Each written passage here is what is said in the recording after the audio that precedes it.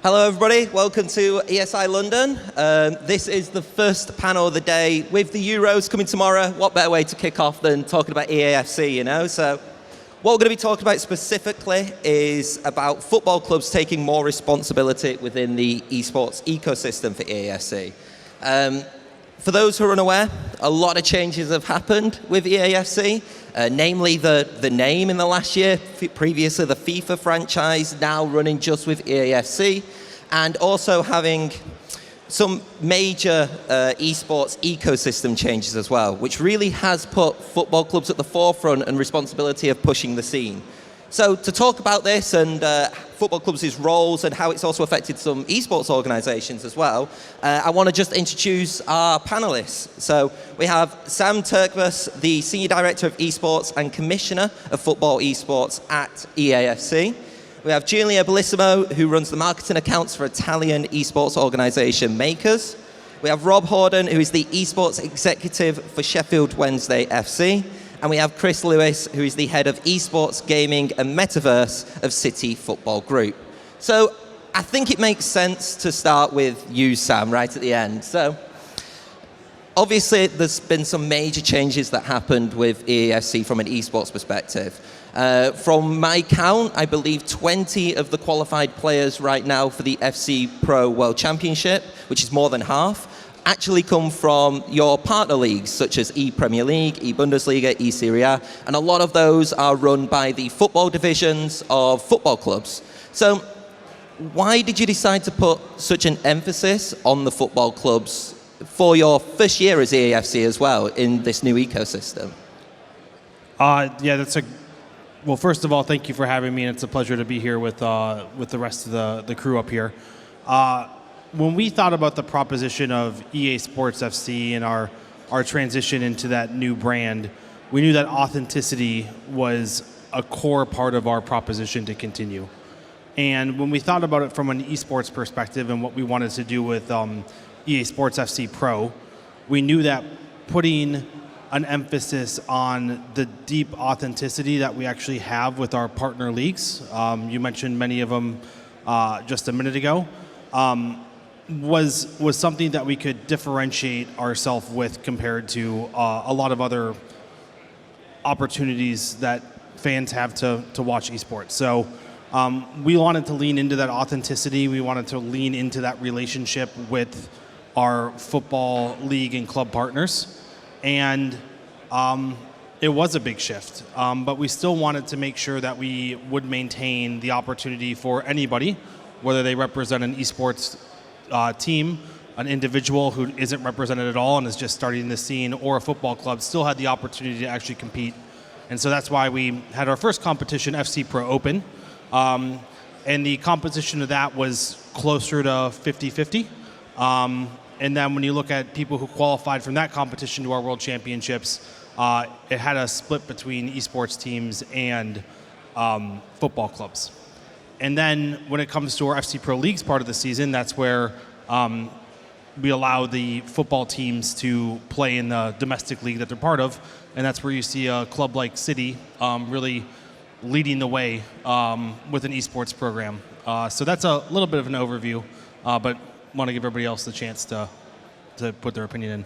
Yeah, I want to jump in straight in really talking about the football club perspective, right? So Kris, with Man City esports, but then also a lot of the City Football Group esports teams, how do you think this has kind of been received for football clubs? Because this is a big change. Obviously, in a lot of traditional esports, you see kind of tailor-made esports organizations, but EAFC has gone through the route of essentially giving the power and the responsibility of growing the scene in the hands of the football clubs, at least for its partner leagues, for example. So how do you think that has been received, and how have you received it as Man City anyway? Yeah, absolutely. Great to be here as well and on such a great panel. I think from our side, we've got quite a kind of broad perspective of the scene. For those who don't know, City Football Group is kind of a suite of 14 different clubs around the world, Manchester City being the flagship club there. So we've got quite a broad perspective of what that means globally. from our kind of core value side, for us, esports is around engaging young fans. It's all around how do we reach that kind of next generation of fans and make sure we're engaging with them in really relevant ways that are authentic to them. You know, we're pretty conscious that for many younger fans, they're not necessarily watching long format football or traditional football in the same way. And so esports and gaming is a way of reaching them that's quite unique to that. To that point, from a Man City side, we've invested over the past 7-8 years now. We've had a long-standing relationship with EA, but also invested for many years within the esports scene. We're now at a position now where we have, you know, a really strong FC roster with Tex, kind of the leading player within the broader scene, and also Matias from Argentina, and you know, some brilliant results recently, winning the Premier League and otherwise. And so that's been a really exciting way to keep pushing that brand. And continuing to look at other ways from our side of how do we keep investing. So to that extent, last week we also opened our gaming facility at the Etihad Stadium. So essentially a space where our players can come, practice, prepare, and boot camp ahead of key competitions. More broadly, I think outside of Manchester City and globally, we're seeing a real breadth of different leagues. So country by country, some countries are a bit further ahead, realistically, in where their scene is at and what the structure of the FC ecosystem looks like. You look at somewhere like Germany or Netherlands, I think they've done a great job in building out a really kind of holistic league, which kind of takes into account all the clubs, pays their players, and also creates a really wider league structure. And then some leagues are still kind of figuring out in different ways how they kind of, I guess, reach to that next level. And Giulia, from an esports perspective, obviously it was a big shift from the traditional esports side as well. Obviously, with the FC Pro Open being one of the main ways to qualify for the FC Pro World Championship, you used to have an ex-FIFA team with Mkers. How have you found kind of the changes, watching it kind of a little bit from the sidelines this year and looking to kind of, you know, potentially go into the scene in the years ahead as an esports organization? Well, so first of all, thank you so much for inviting me. So this changing makes Mkers and all the organization, I think, in front of a choice. So we did have the opportunity to start and continue our work in esports like we already did with FIFA because we won a lot with FIFA. We had a chance, even for our partner, to be visible and have the visibility of our main stages because we won the World Cup 2 times. We made a kitting game that was really famous. Even Aguero used it in one streams, and he decided to use one of our kitting game that we made with one of our partner, Armani Exchange, if I'm not wrong. Then we made another kitting game, even in FIFA, with Philips One Blade, another of our partner. But for this year, with these big changes, we did have the choice to or continue with making new kitting game and gives to our partner the same visibility, or trying to move forward and try to keep this kind of eye in the football panoramic in different way.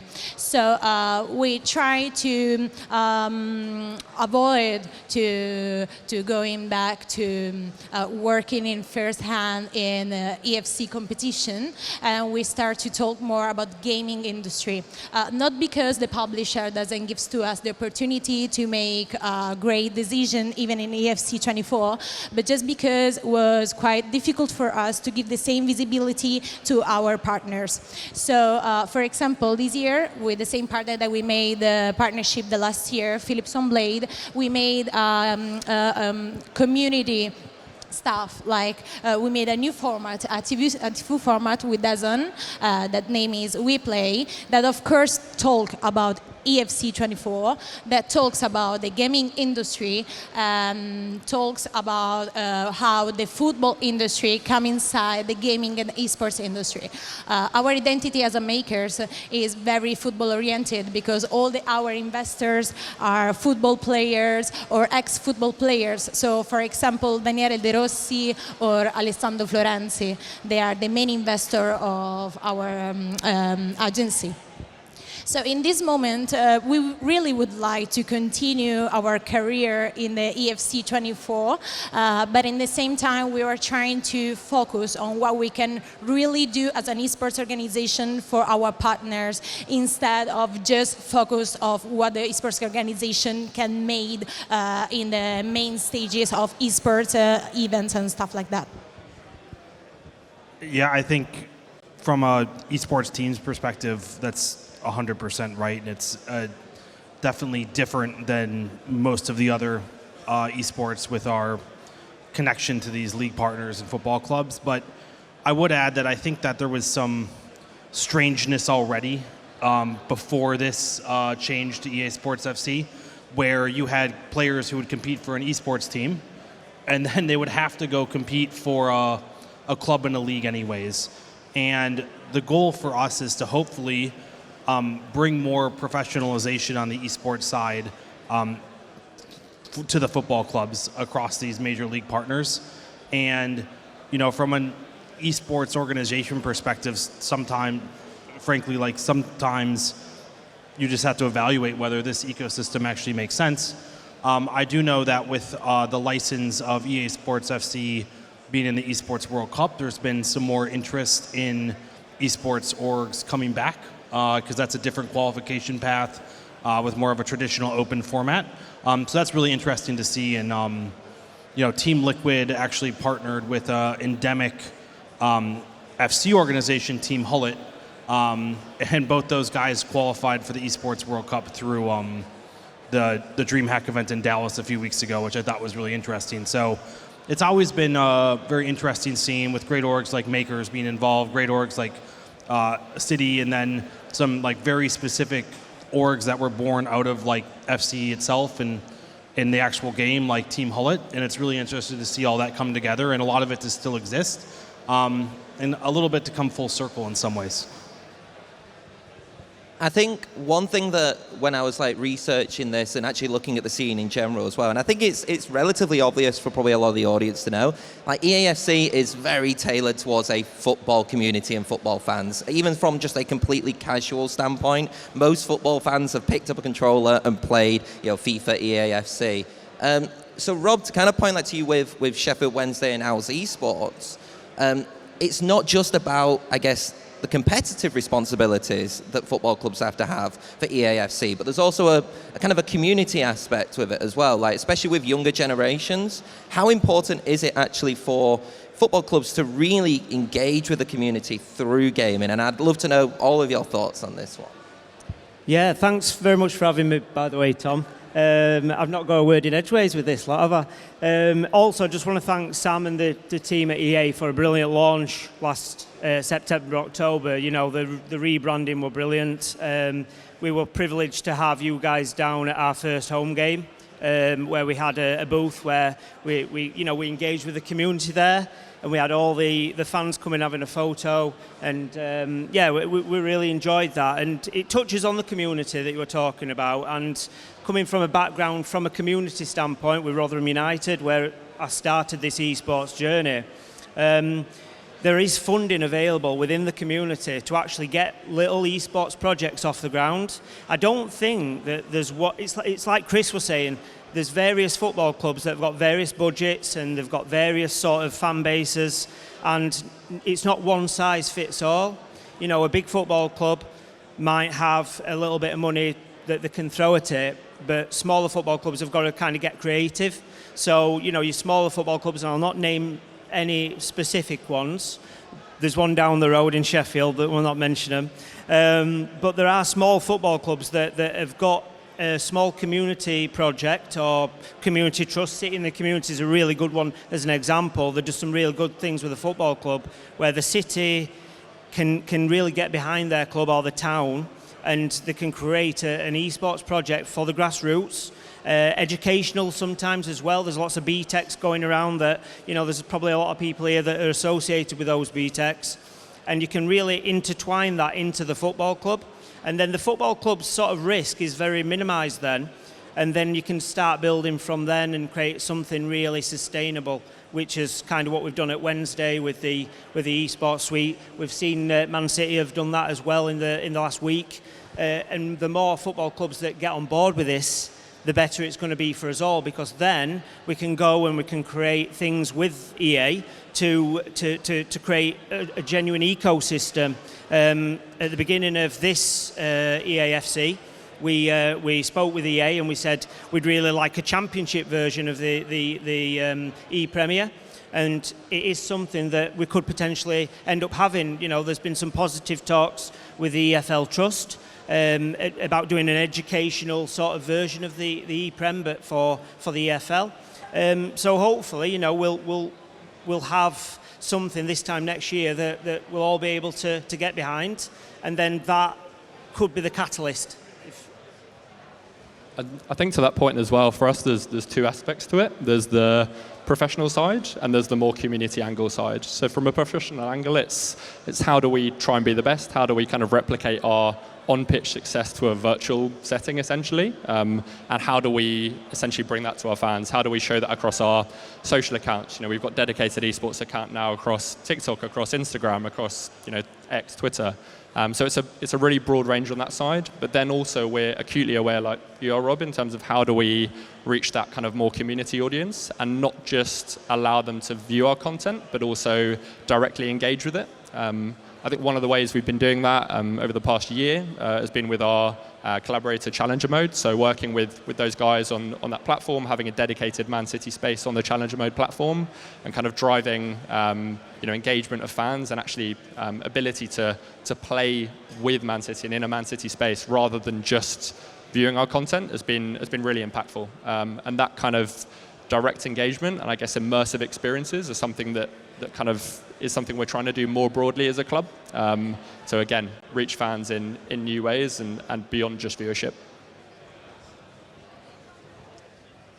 Giulia, I think what's really interesting actually to get like the community aspect from, especially an Italian esports organization that you said, football mad community. So is it kind of worthwhile for certain esports organizations to focus on the community aspect of EAFC without actually potentially even delving into the actual competitive high-end esports scene? Again, a little bit like with football clubs, to connect to that actually young football audience as opposed to the other way, which I think a lot of people see, which is traditional clubs, to connect to an esports audience.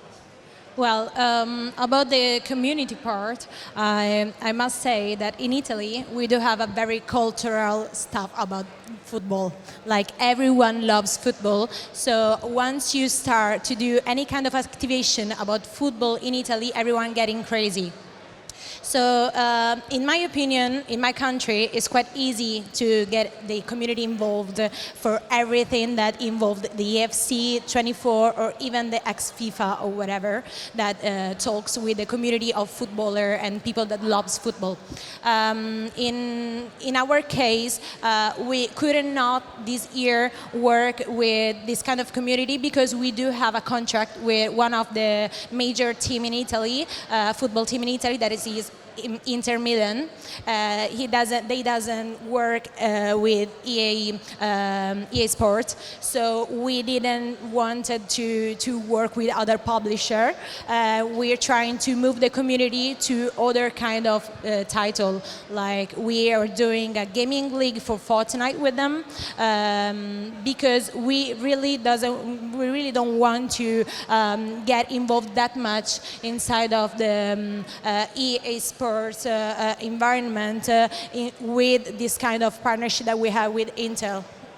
So for the moment, we are trying to work just with the community in other kind of titles. But of course, we are more than happy every time that they say to us, let's do an activation for the community on the football world. Everyone here, they're going to appreciate it. So that's easier for us.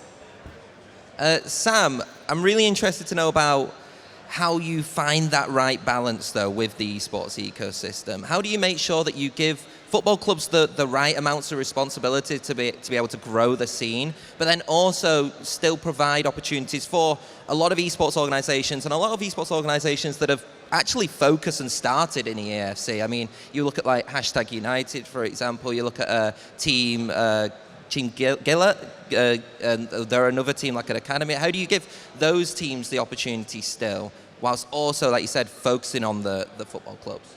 Yeah, absolutely. I think that's been one of the biggest discussions we've had. We don't, I'd like to say we have an off season, but we still haven't run our World Championship yet. So I don't think there will be much of an off season, but as we've looked towards planning for our subsequent, our unannounced subsequent season, that's one of the key things that's been in my mind and my team's mind is like, hey, where did we succeed? And where could we maybe make some tweaks and some improvements to really make sure that we have the most holistic competition possible and that the best players are qualifying to the FC Pro World Championships. Ultimately, your World Championship has to have amazing players to really make it meaningful. I think we've done a really good job this year. I'm really proud of the work that we've done. And I'm really looking forward to eventually rolling out some news about next season and some of the tweaks and changes we're making to really make sure we're supporting that balance. And, for us, EA Sports FC and FC Pro was a once in a, I'll use the word lifetime, probably not lifetime, but once in a blue moon opportunity to really actually change things significantly. And now we've kind of restarted, and we want to make sure that we're continuing to grow and improve year over year. We saw really positive results this year across both the EA run competitions as well as all of our partner competitions. So we're frankly very happy with the results. The fans have resonated. More people are aware of FC esports than they were in previous years. So bringing some simplicity and structure to what was a pretty chaotic program before FC Pro has really paid dividends in where we can go from here and where we can continue to grow and improve. But yeah, it's a balance, and making some tweaks and some changes to make sure we have the right balance is important. But we're not looking to make any major changes because we're really happy with where we've settled with FC Pro in this last year. So I want to move on how football clubs can get the most out of EAFC, and there's still going to be a lot of esports chat in there, Giulia, as well. But I think to start off with you, Kris, and Rob, I'd also love to hear your thoughts as well. But starting with you, Kris, what are some effective methods that you've seen football clubs utilize to get the most out of EAFC, the game, whether it's talking about collaborations or marketing activations that football clubs, or you've seen football clubs do? Yeah, absolutely. I think beyond the kind of more community-facing activations we've already spoken to, for us one of the big aspects is that kind of wider partnership we have with EA, and that then leads to how do we relate to first-team players and footballers, and how do we utilize their talent and their influence to help tell our story. With that in mind, we're obviously really lucky with that relationship and the quality of the players we have at our disposal from our roster and what they kind of enable us to do. Because we have that wider piece where we've had players who are ambassadors. This year Erling Haaland on the cover, previously likes of Jack Grealish, Phil Foden. And the great thing is all of them are big gamers. So we relate to those kind of cultural moments of anything that happens on the physical pitch is brought to the virtual pitch through Ultimate Team. And in that respect, we see players actually really relating to those Team of the Week cards, those Team of the Season cards. That debate is genuine amongst our players. They're annoyed if their pace is too low. They're annoyed if their shooting's not high enough. They're genuinely kind of passionate about that because they're gamers themselves, which is a great debate to spark. I think the other thing that's really exciting to call out is through the EAFC Futures program and what that's meant for essentially practice and real life sport for younger people. The fact that we've seen actual drills within FC being brought to the kind of real scene, and how we can then replicate that to our younger fans in Manchester and more broadly. So essentially encouraging kind of healthy lifestyles but also gaming, and how those two kind of different aspects cross over. outside of, I guess, what we're doing, or to some extent, I think one of the things we're seeing that's really exciting more broadly around fan engagement with the AFC has been with broader clubs and how clubs are working together. Probably our best example of that, but there are plenty of clubs doing great work here, has been around Champions League fixtures. So the likes of Sporting Lisbon and Leipzig, to name a couple, when we've played them in physical Champions League games, we've also then replicated that with an esports fixture alongside the physical game. So we've taken our esports players to the stadium, done home and away legs, really tried to make it a kind of stream and broadcast spectacle, and that's also performed really well for our fans.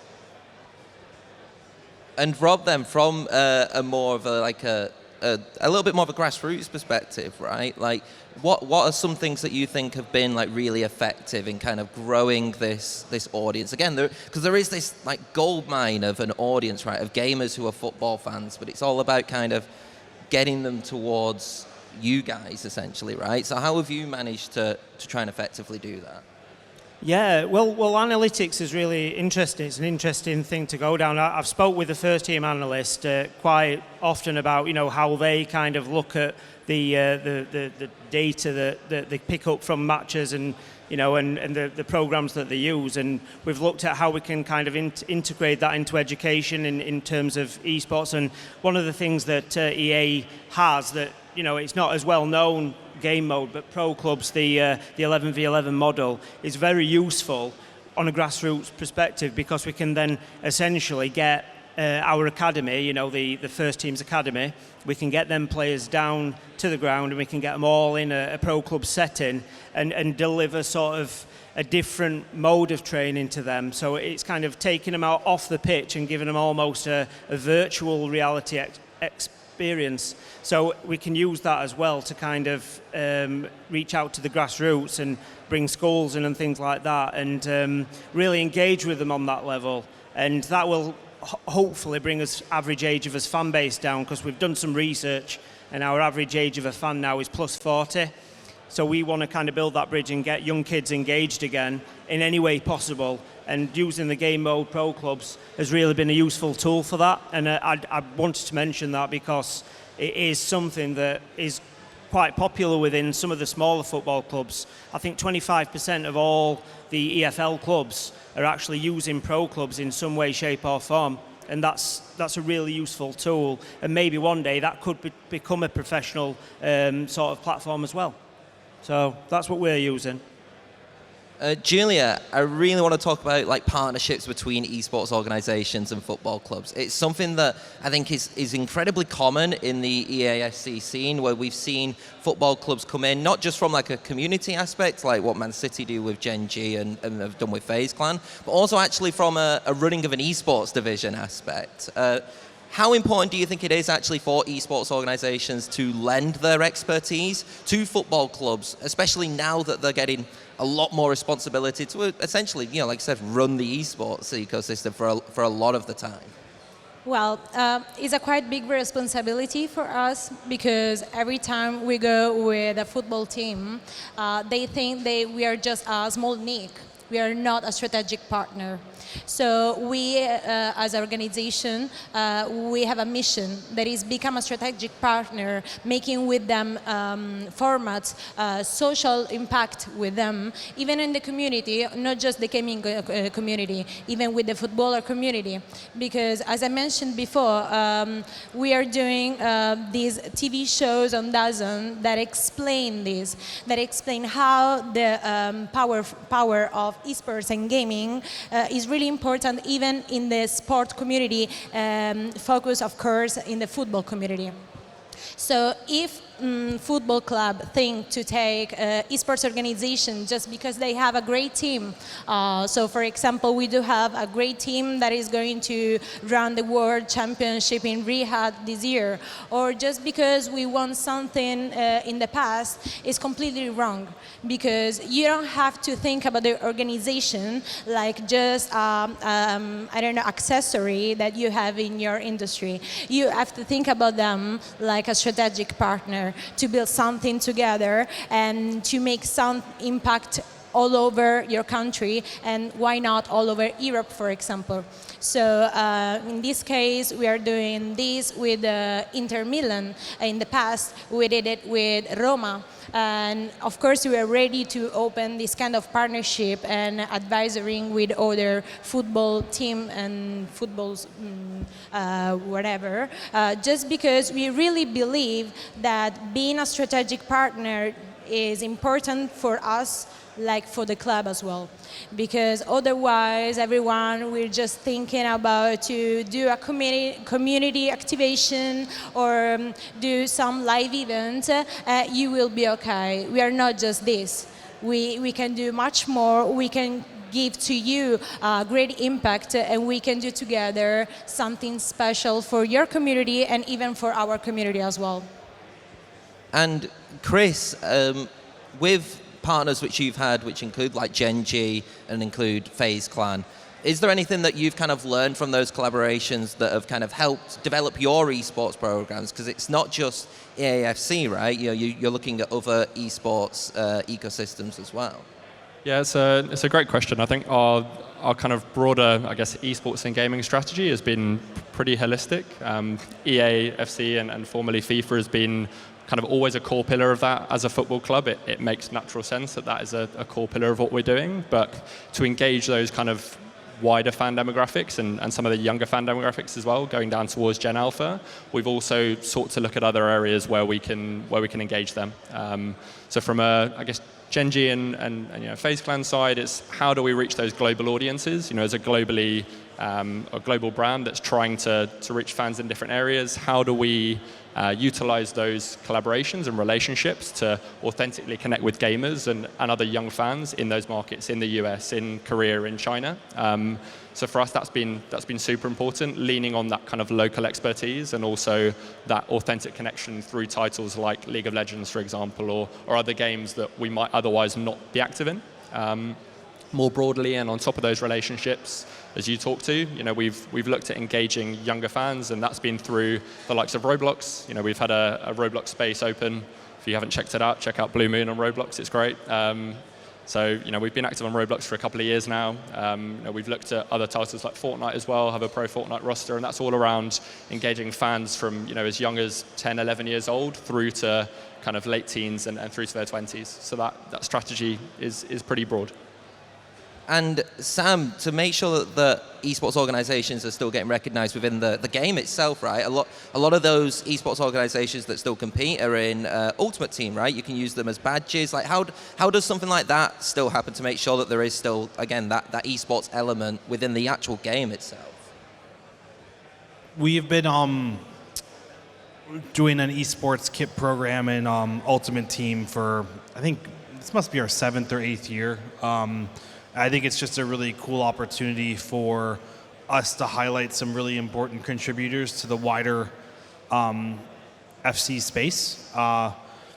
Depending on, we've gone through multiple iterations. I think we have like 15 to 20 esports kits in the game this year, and based on the overall engagement of those organizations in our ecosystem, we want to make sure that there's an opportunity for them to be featured within the game.